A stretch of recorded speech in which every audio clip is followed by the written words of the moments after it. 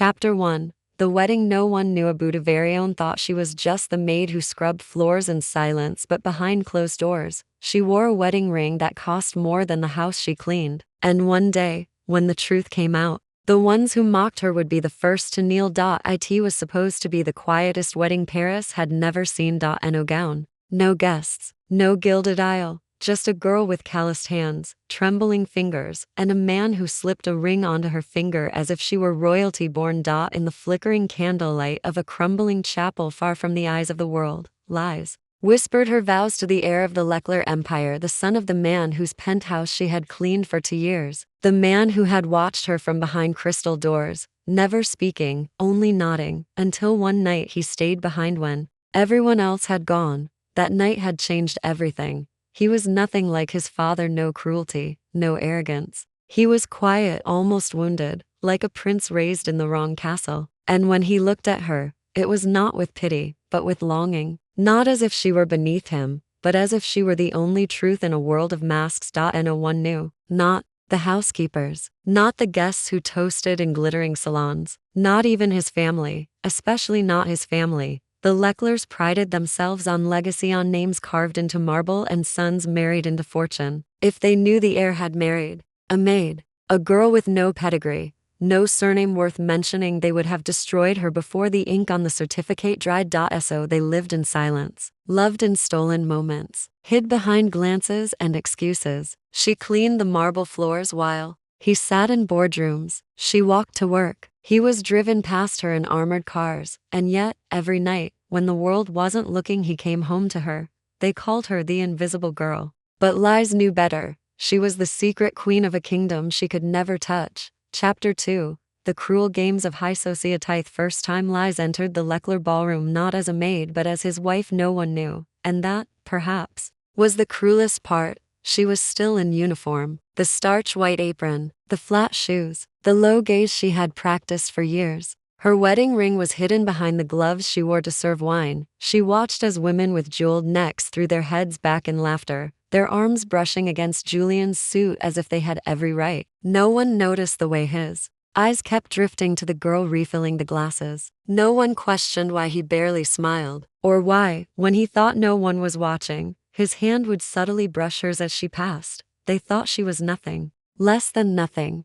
But Lies was watching, listening, learning, and she saw everything. She saw Clarice, the heiress who once tried to seduce Julian at his father's birthday gala, slip her number into his coat pocket. She saw Madame Leckler sneer when Lies accidentally spilled champagne and whisper, "These girls, they never belong in crystal rooms." What they didn't know was that Lies had already walked down the aisle with the heir they were scheming to marry. What they didn't know was that the girl they mocked had already stolen the crown. But secrets, like silk gloves, are delicate things. They can't hide forever. And Lies felt it in her bones, the shifting. One night, she overheard a conversation between Julian's father and his brother in the cigar room. Their voices low, harsh, slicing through the gold-draped silence. "We'll never let him shame this family with some servant girl," his father hissed. "You hear me? I don't care if he's obsessed. I'll have her removed.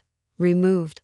Like garbage. Like she wasn't even human." That night, Lies didn't sleep. She sat in the dark of the tiny apartment they secretly shared, her wedding ring cold against her skin, and wondered, what would it cost to fight back, to stop hiding, to become something they couldn't erase? Julian held her as she trembled, not from fear, but from a fire that had no name yet, a hunger she had never let herself feel. "They don't see you," he whispered. "But I do." She looked up at him, her voice no longer the voice of a servant. "Then help me become someone they can't ignore." And so it began, not revenge, not yet, but transformation, a spark quiet as breath and just dangerous enough to burn everything they built. Chapter 3. The Disguise of Power. It began not with silk or diamonds, but with silence. Lies vanished. To the world of the Lecklers, she had simply quit. Perhaps she had found better work. Perhaps she had grown tired. No one asked. No one noticed. She disappeared as easily as she had existed, as a shadow in a room of light. Never quite there, but behind that disappearance was not defeat. It was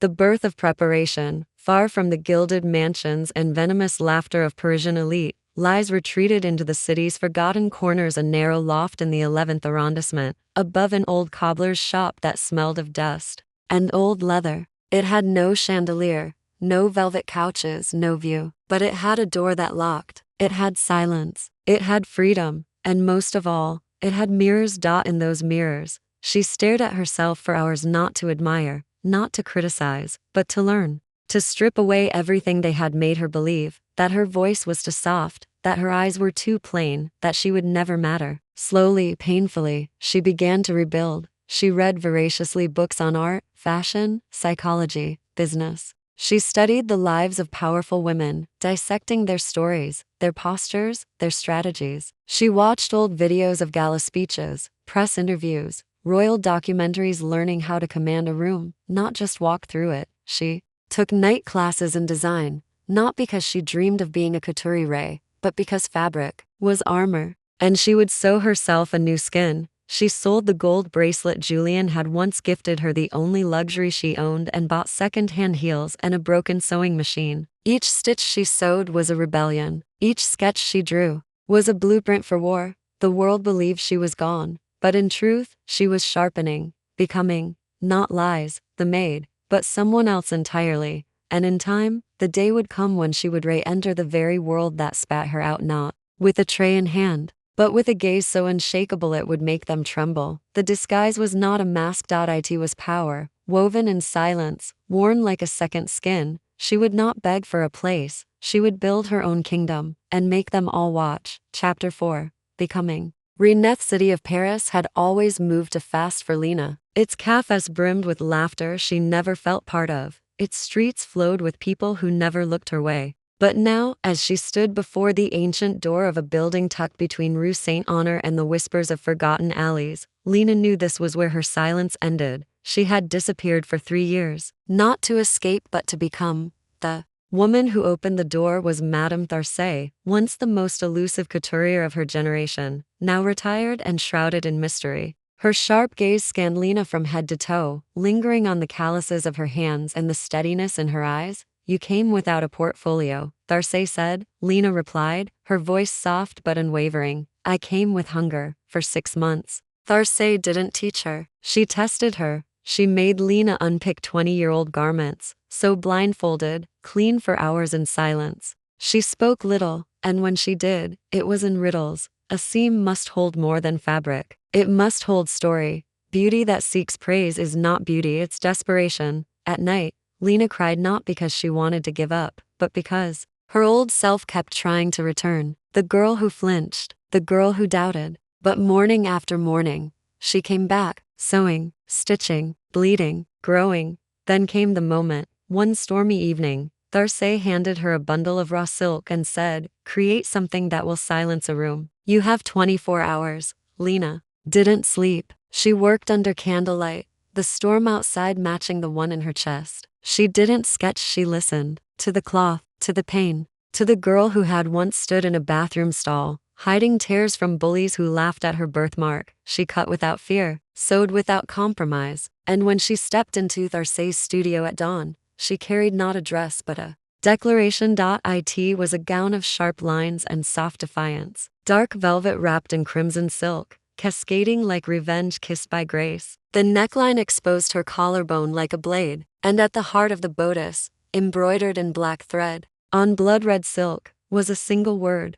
Reine. Tharcé stared at it for a long time, then nodded once. "You are no longer my student." That day, Lina signed her first design under a name that was not her own. Not Lina, not the silent girl, but Reine, the queen born not of royalty, but of ruin. And Paris, that fast, cold city, began to slow down when she walked by, because there is a power in transformation, but there is a legend in resurrection. Chapter 5. The names they forgot. The legacy she built there is a silence more dangerous than rage, the kind that simmers beneath skin, where memories fester and sharpen into resolve. Lies had lived in that silence for years, and now, she used it as the foundation for her empire. After that night, the night in red, the night of stunned mouths and halted breath, Paris no longer whispered her name behind gloved hands. It spoke it out loud. Lies Moreau, not maid, not charity case, but founder, visionary, force. Her reappearance wasn't a scandal, it was a phenomenon. It began quietly. A series of articles in obscure fashion blogs praising the elegance of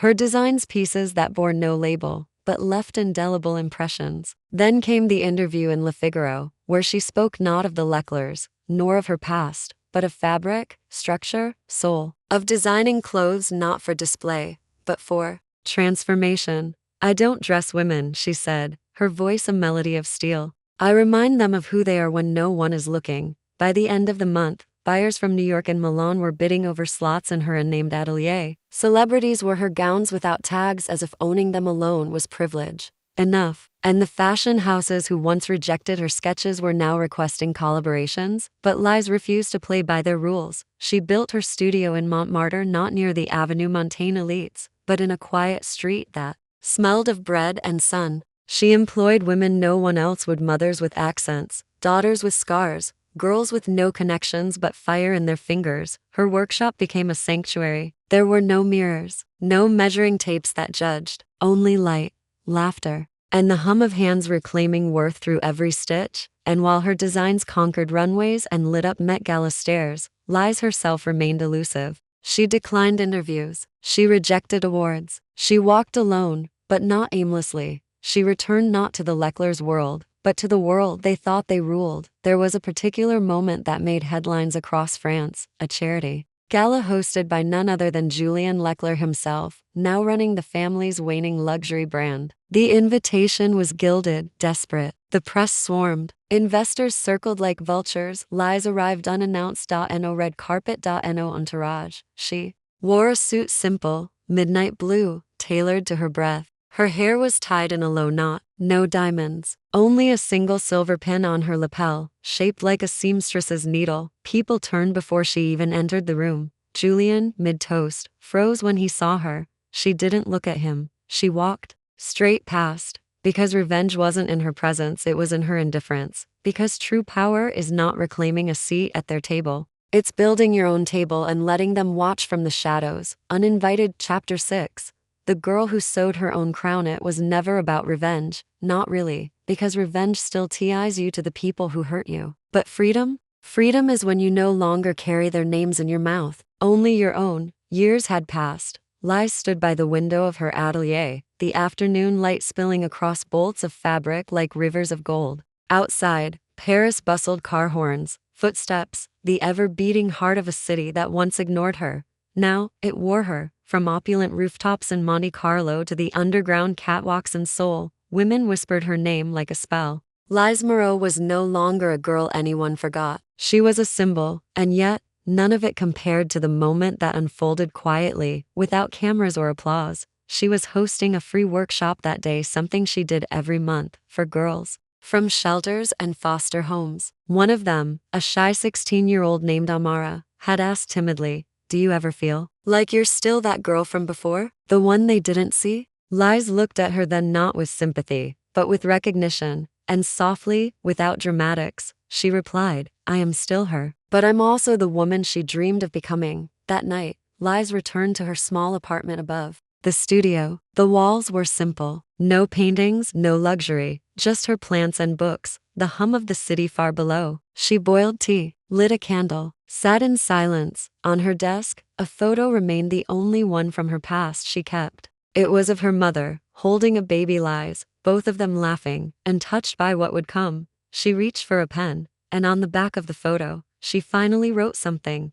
Not to the Leclercs, not to the girls who had mocked her, not even to the father who abandoned her, but to herself. You were never meant to fit in. You were meant to rise above. And you did. That was her coronation. No cameras. No crowns. Just a woman whole, quiet, unshaken, who had sewn every insult into elegance and every tear into thread. She had not waited to be chosen. She had chosen herself. And that, in the end, was the real crown no one could take. Chapter 7. And she danced underneath. Reine arrived unannounced that morning, soft at first, like a whispered confession from the sky. It glazed the windows of Lina's apartment in silver, muting the chaos of Paris to a gentle hum. Inside her atelier, the warmth of golden lamps spilled over unfinished sketches, loose threads, and a single music box playing Vivaldi in quiet rebellion against the storm. Lina stood barefoot before a mirror, not to judge, not to adjust, but to look,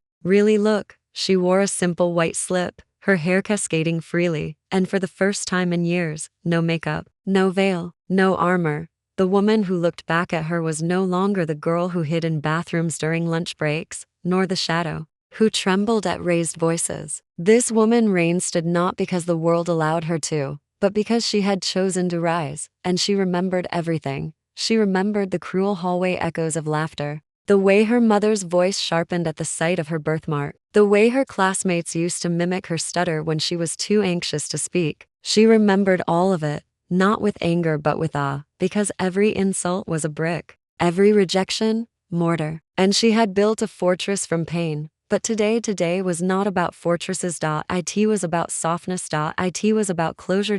So she pulled the old box from beneath her bed, the one she had carried through all the years, across cities and countries, from her tiny room in that awful house to her sanctuary now. Inside were fragments, a torn page from her school diary, an old library card, a photo of her when she was 12, awkward, wide-eyed, hiding behind thick bangs. She lit a small candle. Then carefully, she placed each item in the fireplace and watched as the past turned to smoke. No rage, no ceremony, just release. Outside, the rain eased. She turned on the music. Not classical this time. Something from her childhood, a silly pop tune that once played on cheap speakers while she danced alone in her room, pretending to be someone else. But now she danced as herself.